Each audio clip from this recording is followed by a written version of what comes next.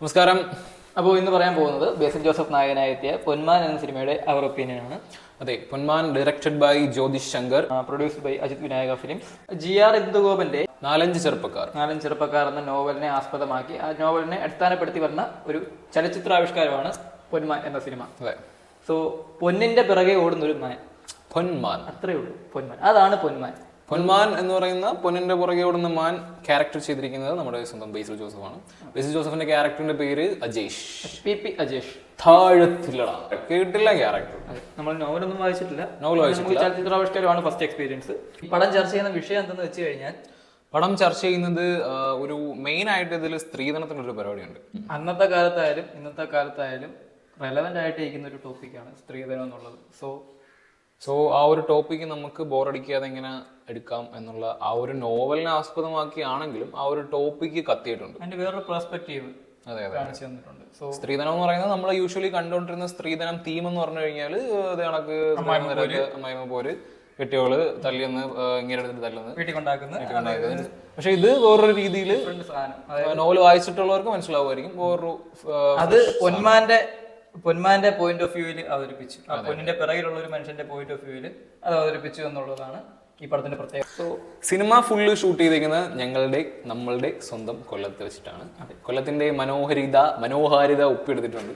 മൺട്രോതുരുത്തും താന്നിയും എല്ലാം വളരെ. അതുപോലെ തന്നെ കൊല്ലംകാർക്ക് റീൽസ് ഇട്ട് ആഘോഷിക്കാൻ വേണ്ടി ഒരു ട്രിബ്യൂട്ട് സോങ്ങും ടൈറ്റിൽ സോങ് ആയിട്ട് ഒരുക്കിയിട്ടുണ്ട്. സിനിമ തുടങ്ങുമ്പോഴത്തേക്കും ടൈറ്റിൽ എഴുതി കാണിക്കുമ്പോൾ ആ ഒരു ട്രാക്ക് കൊല്ലത്തെ വർണ്ണിച്ചിട്ടുള്ള ഒരു പാട്ടാണ്. സോ അത് നൈസാണ്. കൊല്ലംകാരായിട്ടേക്കും കേൾക്കാൻ നല്ല രസമുണ്ട്. ആ പൊന്നിന്റെ പുറകെ ഓടുന്ന മാന്റെ ക്യാരക്ടറാണ് അജേഷ് പി എന്ന ബേസിൽ ജോസഫ് ചെയ്തിരിക്കുന്നത്. പിന്നെ അതിനകത്ത് ലീഡ് ക്യാരക്ടേഴ്സ് വരുന്നത് ലിജോ മോളിന്റെ ഒരു ക്യാരക്ടർ വരുന്നുണ്ട്, സ്റ്റെഫി. അതുപോലെ സജിൻ ഗോപു മരിയാനായിട്ടൊരു ക്യാരക്ടർ വരുന്നുണ്ട്. പുള്ളി വിഷയം തന്നെ കേട്ടോ. അയ്യോ, പുള്ളി പിന്നെ പറയാം. ബാക്കി അതിനുമ്പ് നമ്മൾ സ്റ്റാർട്ടിംഗ് ഒന്ന് പറഞ്ഞു പോട്ടെ. സോ പിന്നെ ദീപക് പരമ്പോള് മാർക്കണ്ഡേ ശർമ്മയായിട്ടൊരു ക്യാരക്ടർ ചെയ്യുന്നുണ്ട്. പിന്നെ പിന്നെ ഒരു അളിയൻ ക്യാരക്ടർ ആനന്ദ് മന്മഥൻ, മറ്റേ ജയജയഹിക്കകത്തൊക്കെയുള്ള പുള്ളി സിനിമയിൽ പുള്ളി ആദ്യം ആ ഒരു ഫസ്റ്റ് ഹാഫ് പുള്ളിയുടെ ഒരു വേറൊരു ഷെയ്ഡ് വന്നിട്ട് സെക്കൻഡ് ഹാഫ് പുള്ളി വേറൊരു ഷെയ്ഡാണ് പടത്തിൽ കാണിക്കുന്നത്. അതൊരു നൈസ് ആ ക്യാരക്ടർ മെയിനായിട്ട് ഇത് ഭയങ്കര എന്റർടൈനറോ ഇതൊരു കോമഡി പടമോ ഒന്നുമല്ല. ഇതൊരു ഡ്രാമയാണ്. പക്ഷെ നിങ്ങൾക്ക് ഒരു തരത്തിലുള്ള മടുപ്പും തോന്നുന്നില്ല. നിങ്ങൾക്ക് എൻജോയ് ചെയ്ത് കാണാൻ പറ്റും. ഇതൊരു പ്യുവർ ഡ്രാമയാണ്, നൈസ് ഡ്രാമയാണ്. ബേസിൽ ജോസഫിന്റെ നിങ്ങൾക്ക് അറിയാം ഒരു മിനിമം ഈ ക്യാരക്ടറിന്റെ എല്ലാ ഇന്റൻസിറ്റി ഉണ്ട് അവരുടെ അതിനകത്ത്. ബേസിൽ ജോസഫ് കഥയിലോട്ട് തന്നെ വരാം. ബേസിൽ ജോസഫ് എന്നുള്ള ക്യാരക്ടർ ബേസിൽ ജോസഫിന്റെ ബാക്ക്ഗ്രൗണ്ട് പരിപാടി ഒരു സെറ്റപ്പ് കാണിക്കുന്നു. അതിലോട്ട് ഇപ്പം ഒരു സിനിമ നമുക്ക് മെയിനായിട്ട് നമ്മളിലേക്ക് എത്തുന്നത് അത് ഇമോഷണലി കണക്ട് ആകുമ്പോഴാണ്. ഈ സിനിമ വളരെ നന്നായിട്ട് ഇമോഷണലി കണക്ട് ആക്കിയിട്ടുണ്ട്. അതിന് ചില പോർഷൻസ് ഒക്കെ ഉണ്ട്, അത് നമുക്ക് ഉള്ളിൽ തട്ടുന്ന കുറെ പോർഷൻസ്. ഫസ്റ്റ് ഹാഫ് ഒക്കെ കഴിയുമ്പോഴത്തേക്കും നമുക്ക് ആ ഒരു മുഖം മൂടി മാറ്റുക അല്ലെങ്കിൽ പുസ്തകം ഒരുപാട് തുറന്നു നോക്കുക അങ്ങനത്തെ ഒരു പരിപാടി നമ്മൾ കുറച്ചുകൂടി ഇന്റൻസ് ആയിട്ട് ആ ഫിലിമിലേക്ക് ഇറങ്ങും. അപ്പം അത് കഴിയുമ്പോൾ നമുക്ക് ഭയങ്കരമായിട്ട് ഇത് കണക്ട് ആവും. ഫസ്റ്റ് ഹാഫ് നമുക്ക് ചില ക്യാരക്ടറോട് ദേഷ്യം തോന്നും, സെക്കൻഡ് ഹാഫ് ഷിഫ്റ്റ് ആവും, നമുക്ക് ഇഷ്ടം തോന്നും. അങ്ങനെ കുറെ പരിപാടി. അതിനകത്ത് ബേസിലിന്റെ അഭിനയം എന്ന് വെച്ച് കഴിഞ്ഞാൽ ഇതിനകത്ത് കുറെ വിമർശനങ്ങൾ ബേസിലിന് വന്നിട്ടുള്ളത്. ഡയറക്ഷൻ ചെയ്ത് ജീവിച്ചാൽ പോരെ, എന്തിനാ അഭിനയിക്കുന്നത്? ഓക്കെ, ചില പടങ്ങൾ ഈ പറഞ്ഞ നുണക്കുഴി അതുപോലെ ചില പടങ്ങൾ കാണുമ്പോൾ നമുക്ക് തോന്നും ഈ ഒരു ടൈപ്പ് കാസ്റ്റ് ചെയ്യുന്ന ക്യാരക്ടർ ടൈപ്പ് പോകുന്നുണ്ട്. പക്ഷെ ഇത് പുള്ളിക്ക് നല്ല വൃത്തിയായിട്ട് അഭിനയിക്കാൻ അറിയാം. അതുകൊണ്ട് തന്നെയാണ് പുള്ളിയെ ഓരോ സിനിമയിൽ കാസ്റ്റ് ചെയ്യുന്നതും പുള്ളിയെ വെച്ച് അഭിനയിക്കുന്നത്, പുള്ളി അഭിനയിക്കാൻ ഇഷ്ടപ്പെടുന്നത്. നല്ല രീതിക്ക് അഭിനയിക്കാൻ അറിയാം. അഭിനയിക്കേണ്ട രീതിക്കുള്ള ക്യാരക്ടർ കൊടുത്തു കഴിഞ്ഞാൽ പുള്ളി വെടിപ്പായിട്ട് ചെയ്തു തരും എന്ന് പൊന്മാനകത്തൂടെ പുള്ളി തെളിയിച്ചിട്ടുണ്ട് നല്ല രീതിയിൽ. അതായത് ഈ ഒരു ക്യാരക്ടർ, ഈ ഒരു പൊന്മാനിൽ ബേസിൽ ജോസഫ് ചെയ്തിരിക്കുന്ന അജേഷ് എന്ന് പറഞ്ഞ ക്യാരക്ടർ ഭയങ്കര ചങ്കൂറ്റുള്ളൊരു, പറയുന്നത് പൊളിറ്റിക്കലി ഇൻകറക്റ്റ് ആണ്, പക്ഷെ ആണത്തം ഉള്ളൊരു ആണ്. ഭയങ്കര രസമാണ്. പുള്ളി ഒന്നുമില്ല, പക്ഷെ പുള്ളിയുടെ ഒരു മനസ്സിന്റെ ഒരു ധൈര്യമാണ് ഈ സിനിമ മുമ്പോട്ട് കൊണ്ടുപോകുന്നത്. ഓക്കെ, ഈ സിനിമയ്ക്കകത്ത് ലിജോ മോളുടെ അമ്മയായിട്ട് അഭിനയിക്കുന്ന ഒരു പുള്ളിക്കാരുണ്ട്. പുള്ളിക്കാരുടെ പേര് കറക്റ്റ് അറിയില്ല. അത് നൈസായിട്ട് ചെയ്തിട്ടുണ്ട്. നൈസ് ക്യാരക്ടറാണ്, വളരെ നന്നായിട്ട് അഭിനയിച്ചിട്ടുണ്ട്. പുള്ളിക്കാരുടെ അമ്മയും സജിൻ ബാബുവിന്റെ അമ്മയും ചെയ്യുന്ന പുള്ളിക്കാരി ഒക്കെ ഗംഭീരമായിട്ട്. ക്യാരക്ടറൊക്കെ പക്ക നാച്ചുറൽ ക്യാരക്ടേഴ്സ് ആണ്. കാസ്റ്റിംഗ് പ്രത്യേകം എടുത്തോണ്ട് കാസ്റ്റിംഗ് ഒക്കെ പക്ക കാസ്റ്റിംഗ് ആണ്. ഈ സജിൻ ബാബുവിന്റെ കാര്യം പറയുകയാണെന്നുണ്ടെങ്കിൽ നമ്മൾ അംബാനി കണ്ട സജിൻ ബാബു അല്ലേ ഈ സജിൻ ബാബു. ബോഡിയും കാര്യങ്ങളൊക്കെ സെയിം തന്നെയാണ്. പക്ഷെ പുള്ളിക്കാരൻ നെഞ്ചും പിരിച്ചൊരു നിപ്പ് നിന്ന് കഴിഞ്ഞാൽ ഇവിടെ എന്തോ നിൽക്കുന്നതെന്ന് ചോദിച്ചു വന്നാണ് പുള്ളി.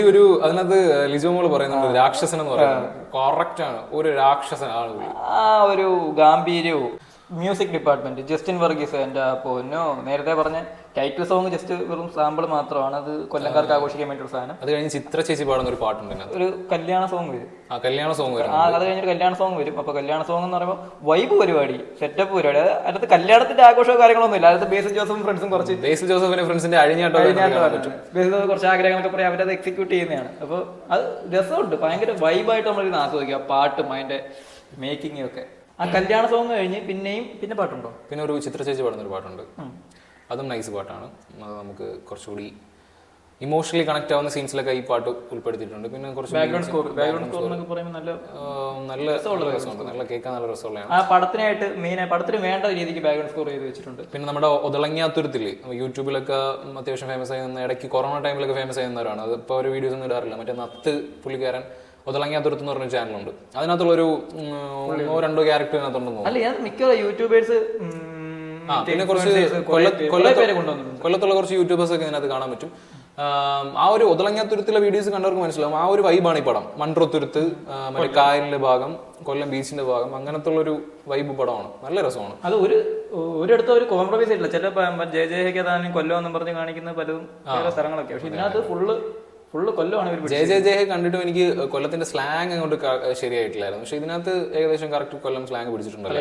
അണ്ണംവിളി അളിയമ്പിളിയൊക്കെ ഉണ്ട്.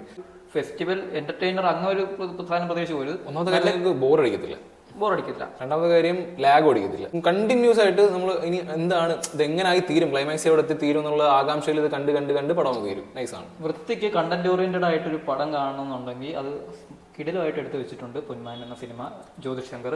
സോ ഇതിനകത്ത് ക്ലൈമാക്സിലൊക്കെ നമുക്ക് തോന്നും ബേസിൽ ഇനി എന്തോ ചെയ്യാന്. അത് പറഞ്ഞില്ല, ഒരു സജിൻ ഗോപുവിന്റെ ക്യാരക്ടറിനൊക്കെ അങ്ങനെ ബിൽഡ് ചെയ്ത് വെച്ചേ. സജിൻ ഗോപുവിന്റെ അത്രയും ഭയങ്കരമായിട്ടുള്ളൊരു യമകണ്ഠ ക്യാരക്ടർ നിൽക്കുമ്പോൾ അതിന് മുമ്പിൽ ബേസിൽ ഒരു തരി പേടി പോലും ഇല്ലാതെ ഒരു കോംപ്രമൈസും ഇല്ല. പുള്ളി എന്തിനാണോ വന്നത് അത് കഴിഞ്ഞിട്ടേ പോകത്തുള്ളൂ, തല പോയാലും അത് കഴിഞ്ഞിട്ടേ പോകത്തുള്ളൂ. അങ്ങനെ ഒരു ക്യാരക്ടർ, അത് കണ്ടോണ്ടിരിക്കാൻ നല്ല രസമുണ്ട്. പിന്നെ കുറെ പേർക്ക് റിലേറ്റബിൾ ആയിട്ട് തോന്നും ക്യാരക്ടർ, ബേസിലിന്റെ ക്യാരക്ടർ. കാരണം നമ്മൾ പണിയെടുക്കുന്നത് നമ്മുടെ അന്നത്തിന് വേണ്ടിയിട്ടാണ്. സോ ആ പണിയിൽ കള്ളത്തരം കാണിക്കില്ല, കള്ളനാവാനും ആഗ്രഹിക്കുന്നില്ല, അങ്ങനെ ഒരു ക്യാരക്ടറാണ്.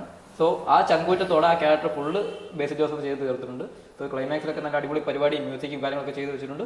ഒരിക്കലും തിയേറ്ററിൽ വാച്ച് നിങ്ങൾക്ക് മോശമായി തോന്നില്ല, കൊടുത്ത പൈസ മുതലായിരിക്കും. തീർച്ചയായും നല്ലൊരു തിയേറ്ററിൽ പോയി കാണാൻ ശ്രമിക്കുക. ഡെഫിനറ്റ്ലി ഗോ ഫോർ പൊന്മാൻ, തിയേറ്ററിൽ തന്നെ പോയി കാണുക. അപ്പോൾ ഇത്രയേ ഉള്ളൂ. അടുത്തൊരു വീഡിയോയുടെ റിവ്യൂ ആയിട്ട് അടുത്ത വീഡിയോയിൽ കാണാം. So by.